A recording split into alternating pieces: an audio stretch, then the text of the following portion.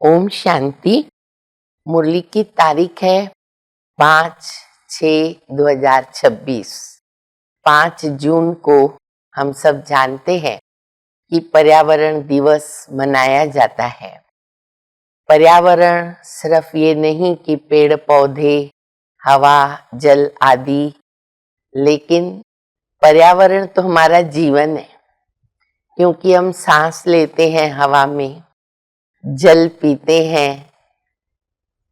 तो आज हम देख रहे हैं कि पर्यावरण में ये जो 5 तत्व हैं, उनकी परिस्थिति स्थिति क्या हो गई है।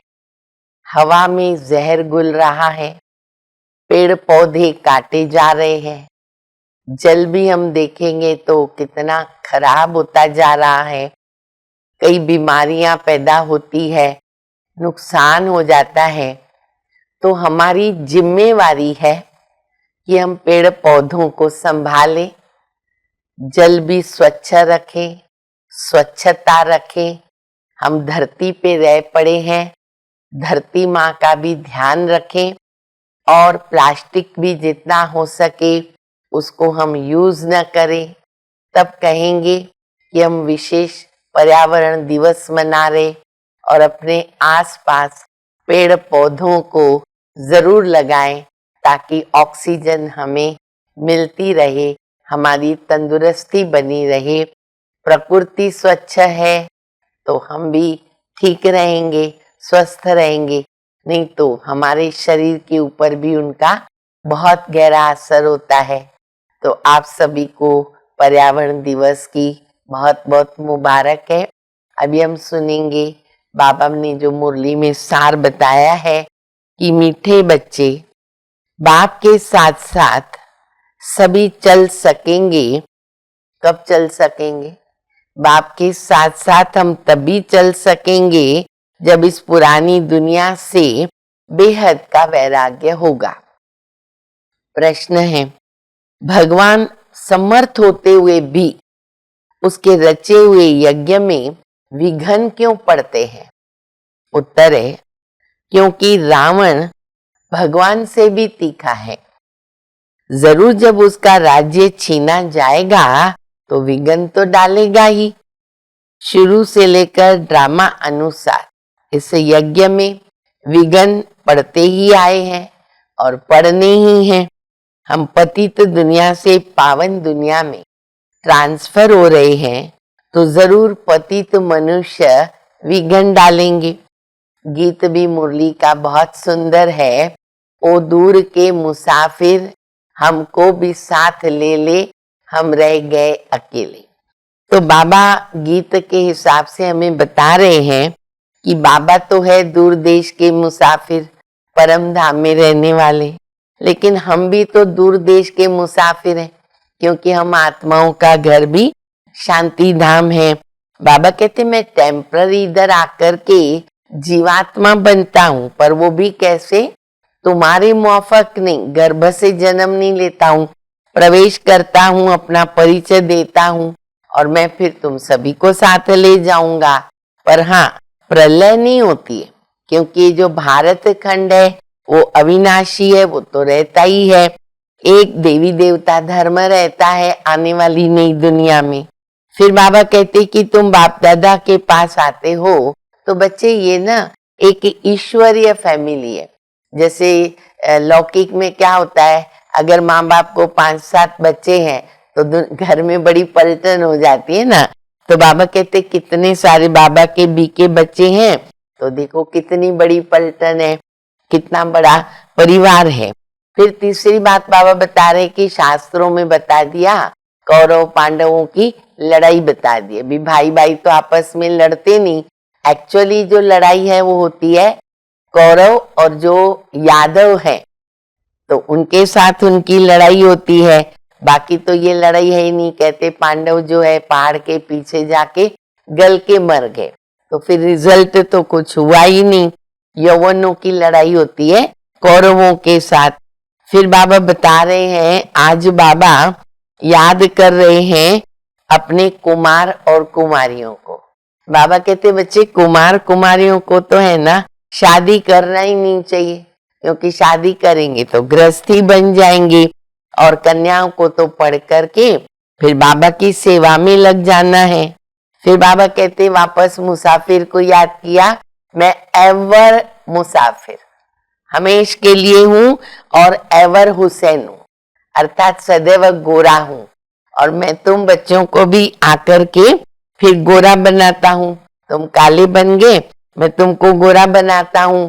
इसलिए देखो बाबा माला तैयार करते 8, 108, 16,108। तो बाबा कहते हैं बच्चे आगे बढ़ो, चढ़ती कला तेरे भाणे, सर्व का भी भला होता है।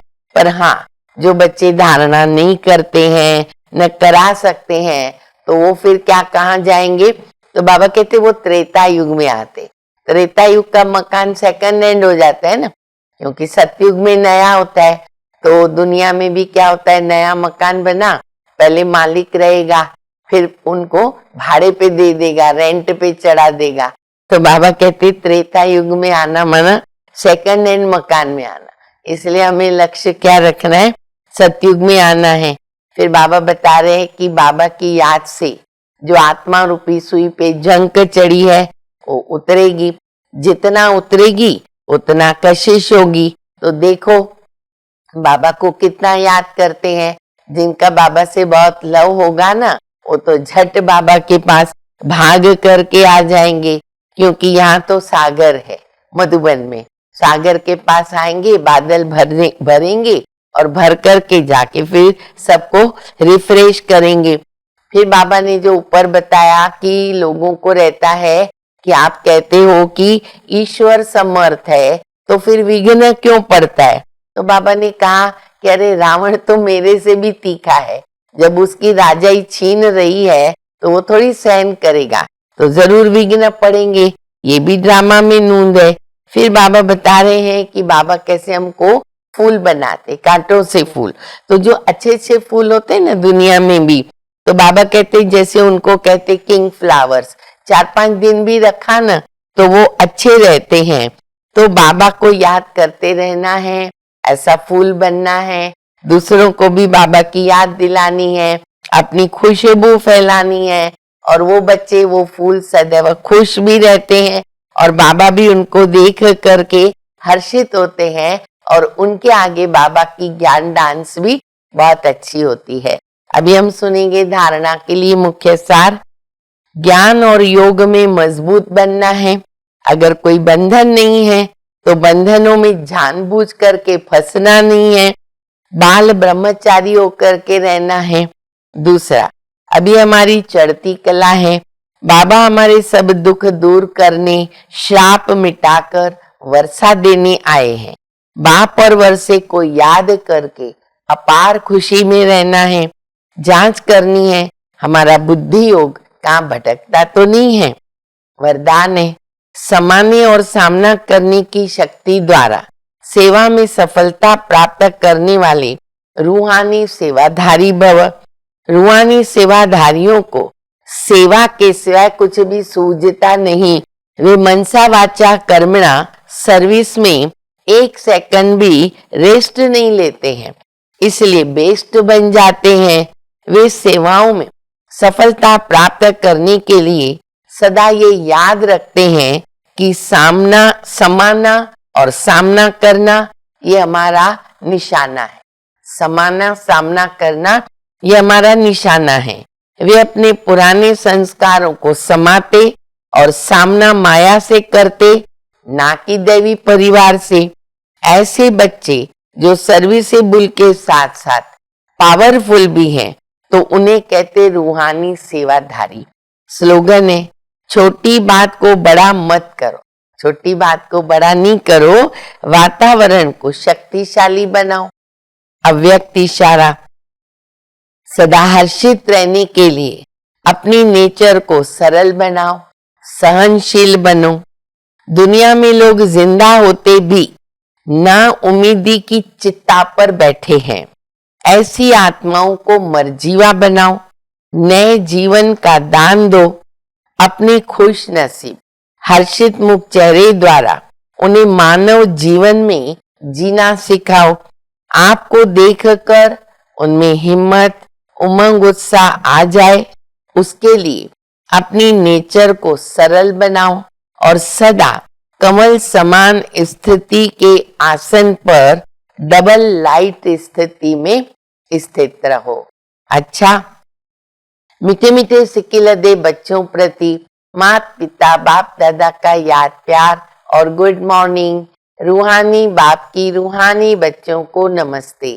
हम सभी रूहानी बच्चों की रूहानी माता पिता बाप दादा को याद प्यार, गुड मॉर्निंग, नमस्ते नमस्ते, शुक्रिया बाबा शुक्रिया। ओम शांति।